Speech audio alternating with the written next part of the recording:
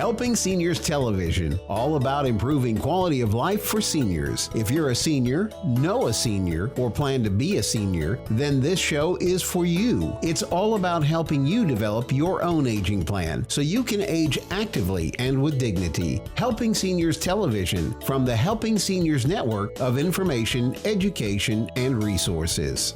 I'm Kerry Fink. Welcome to Helping Seniors Television. This is the show that the Helping Seniors of Brevard, 100% local to Brevard County, Florida, the Space Coast, we often like to call it, because we get to watch the rockets launch from here. But we're 100% local to Brevard as a nonprofit, and we are here to inform, educate, and connect seniors to resources that will make a difference as they make their own aging plan. What's an aging plan, you might ask? Well, our president and founder, Joe Steckley, was a retired Navy captain who created both the Brevard Alzheimer's Foundation, they call them Joe's Clubs to this day, those senior care, adult daycare facilities that he created to give respite for caregivers and a safe place for folks to spend time as they need to so everything can work well. Then when he retired from that, he created Helping Seniors of Brevard because, as he said to me, he said, Kerry, he said, I've discovered as we go along this path that people need help not only with cognitive issues, but seniors face a whole myriad of things that they need to get educated on. So he says, what we each need to do is make an aging plan. By aging plan, he's talking about some kind of a tool that will help us navigate correctly our senior years. So I often break it down like this. We talk about a hurricane plan. Does not mean you want to have a hurricane plan, but if you live in Florida, you know what I mean when I say we all need a hurricane plan. You want to be prepared. If they tell you the storm is coming your way, you want to have the preparations made ahead of time. So that's what we talk about with an aging plan. We euphemistically call it getting your ducks in a row because we're trying to make it a little bit lighter because it doesn't have to be all that serious, but you do need to invest some time to get this together. And in the process of doing a lot of work, because we operate the county senior information helpline and have now for well over a decade, almost a decade and a half, we take 5,450 calls every year from families, and they're asking us about everything: transportation, housing, medical, legal, financial. And what we've learned is the farther in advance of whatever challenge you're facing, several things happen. You have more options. You have more time to choose which option is best for you. You typically have better financial options than you do if you're pressed into a corner and having to make a decision tomorrow. And you're probably just by definition going to make a wiser decision because you've had some chance to do some research. So one of the things that we often talk about is when you get into these areas of aging that maybe you're brilliant, maybe you're really good at researching things on your own, maybe you are very adept at doing searches on your computer or just figuring out the best way to tackle something, that's actually to your benefit. However, we're not all subject matter experts in everything we tackle. And so one of the things we talk about in the Helping Seniors world is make sure when you're making your aging plan, you take advantage of people who know this ground. And we say, don't try this on your own, because we can tell you story after story where somebody tried to self-help, meaning maybe they did an internet search, maybe they called the 800 number they saw on TV and thought that might be the route to go. But a lot of times you're going to find the help that you need that's going to be accurate, aware, and help you facilitate what you're trying to accomplish when you talk to somebody who is your neighbor here in Brevard County, knows the territory that you're trying to navigate, and can look after your interests specifically and locally. And so the other part of this that we talk about a lot, it's kind of a corollary to it. We say, don't try this on your own, get the help you need. But the other thing we say is don't be an ostrich. Don't put your head in the sand and put off things, because most of the things we talk about with aging don't get better with time. The thing that gets better with time is when you made a good plan about it ahead of time. And that's why we called this show Getting Ready for Medicare. And we thought we would call in one of the county's foremost experts. His name is Jerry Hadlock, and he has been doing this for quite a while. And his goal is to help people navigate the complexities of Medicare. So welcome to the show, Jerry. How are you? Thank you. I'm doing good. How are you? You know, as we were talking about this, we understand generally, for most of us, Medicare is something that happens when we turn our 65th birthday. One way or another, that's probably when most of us get introduced to Medicare. That is. Am I saying that right, first of all? Yes, that is correct. And then the question that kind of comes up with that is this that you have taught me is that you kind of need to deal with this whether you want to or not when you turn 65. Yes. Because there's two things that can happen. It doesn't happen automatically. Correct. Right? And then two, there's big problems down the road if you didn't do this when you turn 65. So could we begin there for a minute and talk about Medicare, why it's important that we deal with this as we turn 65? Yeah. So as you're turning 65, you ought to deal with it no matter what, whether you're working or not working. Okay. And if you're not working, then typically it's 3 months prior to your birth month. Okay. Okay. So if you're already on Social Security, if you took it like at 62, then Medicare is automatic for you. You'll get A and B. You'll mail you a card right in the mail. But if you're not, then we need to reach out to a Social Security office and get everything started with a Social Security office to get your Medicare A and B activated. And it'll start on the first day of your birthday, your month of your birthday. Well, you're saying we should actually take a step towards this at 3 months before. That's right. Yeah, because I've had it sometimes. There's a little lag time. Okay. For whatever reason. They may want a document or they may want something, and you don't want to wait to the last minute. So this is even, let me just make sure that I'm following you correctly. So even if somebody turns 65, but they say, I'm still working. Yes. I'm good. I don't need any, I want to wait till full retirement age. I may even wait past full retirement age. Right. That is a separate decision from this about the Medicare. Am I saying that right? That is correct. So if I'm going to continue to work past 65 and I work for a company that has a group insurance and they call it credible coverage, and they have 20 or more employees, then I don't have to take Medicare.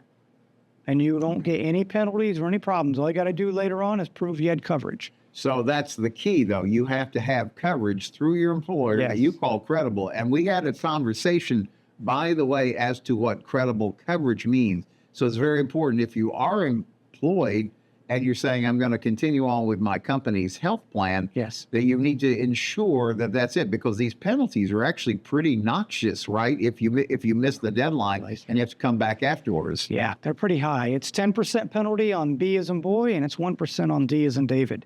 Wow. So it's a little high. And I usually run into the penalty for the drug plan every now and again, because someone will say, I don't take any drugs, and they don't get a drug plan. Okay. Well, they should get something. And the lowest drug plan they can get their hands on, especially if they're not going to be working or have group coverage. Okay. So Now, if they have group coverage and they're working through their employer and they've checked it out and they call it credible, then they don't need to make a step about this yet until they reach retirement or until that credible coverage stops. That's right. For the rest of us, though, Yes. that maybe we have an Affordable Care Act kind of program or something else, we can't ignore that 65th birthday. We have to go ahead and make application for Medicare like you're describing. Yeah, same thing. I like doing it about 3 months prior, even though you have, the marketplace. You need to get, and then it may be a little different. You may have to get some paperwork to the Social Security office. They call it an L564 and a 40B. So those are documents showing you had other coverage in the past. Okay. Yes, that also works if I'm going to continue to work with my group insurance. Same idea. So you don't want to, how can you say, assume anything. Right. We know what that means, right? Yes. Yeah. So you don't want to, and I've had people do that. And I've had them, they make mistakes and they get in trouble. Yeah. Well, it's pretty complicated because I also want to, because we title this show New to Medicare, so I don't want to overgo the obvious. Okay. Can we back up one frame and say, what is Medicare exactly? So when you say I've got to get it when I'm 65, what does that actually mean? What is Medicare? So Part A and Part B, which most people are familiar with.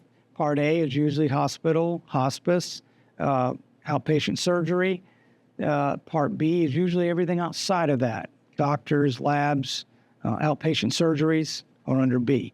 So A and B, so think of it this way. A is, the way I look at it, A is basically hospitalization with a little bit more, and B is everything outside of the hospital. Okay.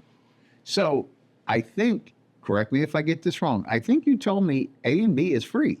Oh, sorry, A is free. And you can't really use the word free. You paid for it by paying your taxes all No, the I years you're working. understand. But you're not paying each as you go. But B, you do pay for. Correct. So B, you're going to pay a monthly premium. 174 right now is what it is. That can change every year. The government sets those rates.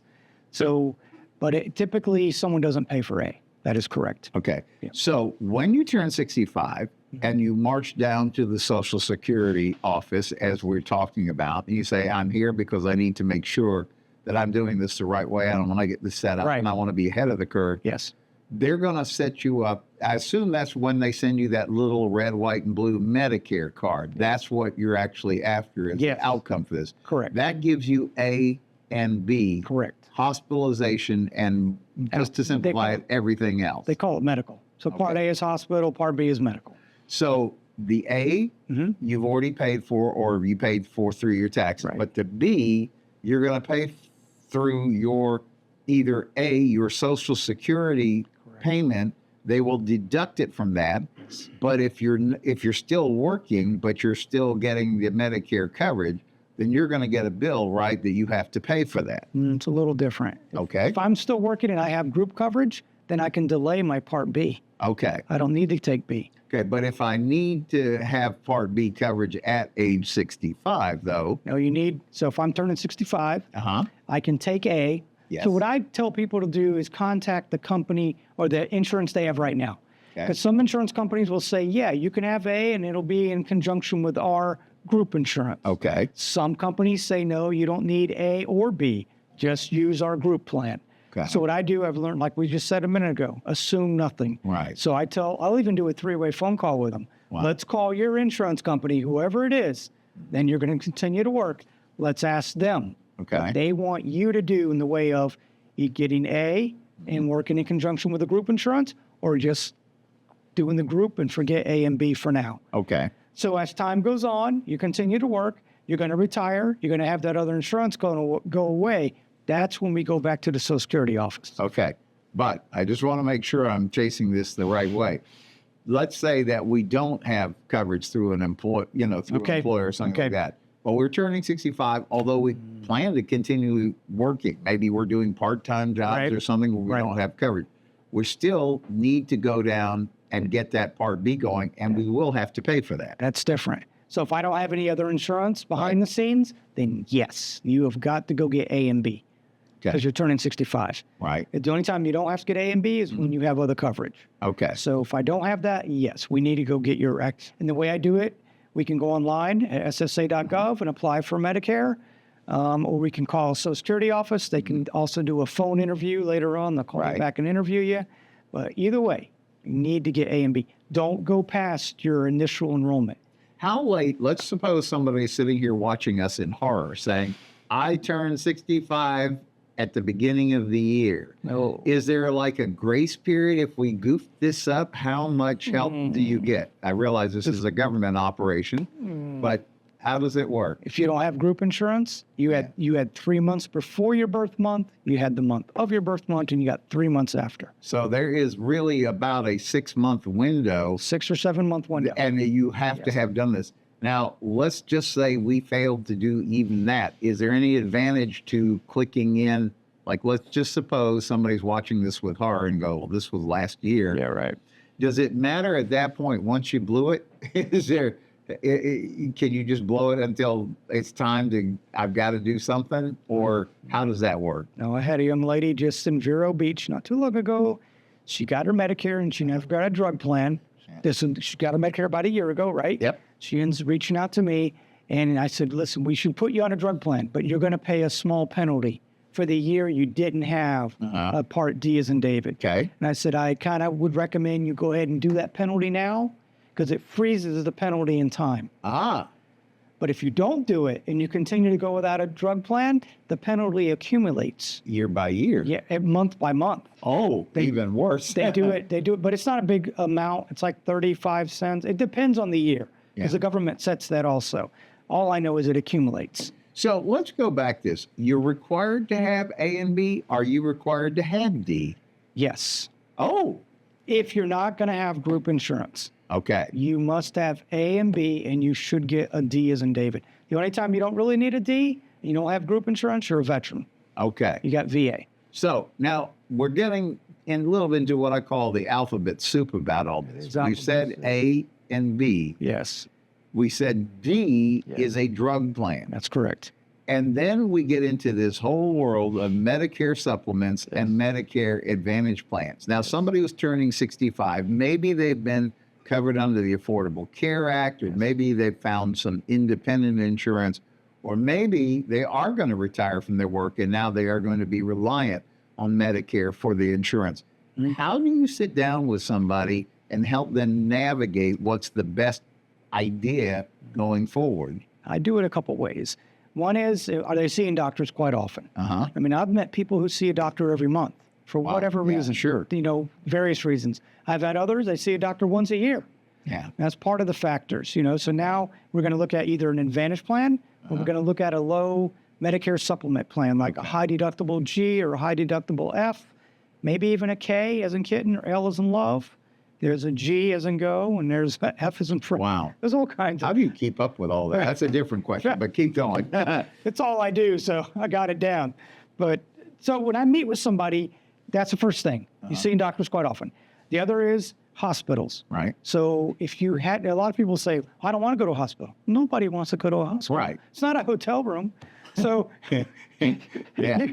but if you had to go to one, where would you want to go in Brevard County, especially in our county? Right. It's a little different dynamics. Right. So that's one of the other factors. The other is your medications. So if someone's taking a lot of medications, then we got to kind of navigate the drug plans, because that's one thing I've seen that is kind of pricey, especially if you're on brand drugs and they're. So I kind of help people shop against GoodRx, the discount card, versus you got to have a D. Don't get me wrong. GoodRx does not. That's not a qualify. D. That is not a D. They don't. The Medicare doesn't see that as a D. Got it. Doesn't qualify. So you got to. But there are D plans right now with hardly any premiums. Wow. Very low premiums. So you get one. Yeah. Otherwise, you will be penalized. So now let me ask about, I think I'm going to get myself in trouble because I'm going to ask about the letter C, which I know only as far as saying is I realize that has to do with Medicare Advantage plans. Now, they're not going to let you forget you've got a 65th birthday because your mailbox starts to get flooded with all this information. Correct. From all these companies who tell you everything from you can have zero premium to you can have free visits to your physical fitness place and all that kind of stuff. Yes. How do you help somebody pick and choose their way through decisions like that? So I go back to, if someone is sick and they're seeing doctors on a regular basis, I kind of, Advantage plans may not be the right way to go, because an Advantage plan, as I use it, everywhere I go, usually outside of my primary doctor and getting my blood drawn, I'm paying some type of copay. Right. MRIs, CAT scans, outpatient, everywhere I go, I'm paying something. So in the long run, if I'm sick, that Advantage plan can actually become more expensive than even a supplement, Wow. because I'm using it so much, Yeah. which I've run into. So then what I'll do is, if we're seeing doctors quite often, then I'll look at a Medigap or a supplement plan, and then I'll maybe look at a G as in go. Because if you go with G, it's a set rate. You pay a deductible of $240 for the year. Then what I'll do is I'll add those two together, and that is your total outlay for doctors and hospitals for the rest of the year. Wow. It's a budget, Yeah. where on the Advantage plan, it's an if, Right. where I don't know. So if I'm sick, those copays can add up above what I'm paying for my Medigap. Oh, yeah. It's happened. I've seen it. So one of the advantages I think that people perceive with a Medicare Advantage plan Yes. is they see these zero premium offers, or some say, hey, if under certain conditions, we can even give you some money back. That's true. So how do you start to, people are saying, well, I'm on a fixed income. I need to make the best decision. Somebody that says they're going to give me money back sounds like a good offer. How do you help them navigate to make sure that that is or is not the right way to go? I could tell you so many stories. Oh, my God. So I've actually had people take a plan. They didn't care about the doctors or anything else. They just wanted the money back in their Social Security check, Okay. which I get it. I mean, we're, you know, Everybody's got to make ends meet. Right. We got to make it happen, right? But those are, now, Medigaps don't do that. Medicare Advantage do. The other thing I've kind of run into, I had a guy one time, he called me, he has a Medicare supplement. And he called me and he goes, Jerry, I see all these ads on TV, all this free stuff, blah, blah, blah. And here's what I said to him. I said, listen, if you got sick, which you're not sick now, but if you did, are you going to be worried about free stuff, over the counter and all that other stuff? He goes, no. I said, you're going to want the best doctors on the planet Earth for your hospital and your, right? Because yeah, well, a Medigap or a supplement gives you that. Well, and I've heard, okay, so I want to explore one other question. When you get a C plan, that kind of wraps around your A and a B and usually includes D? Yes, that is true. It actually becomes your A and B. Okay. So some doctor's offices will call an Advantage plan a replacement plan, meaning it replaced my A and B of Medicare. Okay. So all your claims go to the private insurance company. They don't go to Medicare anymore. Okay.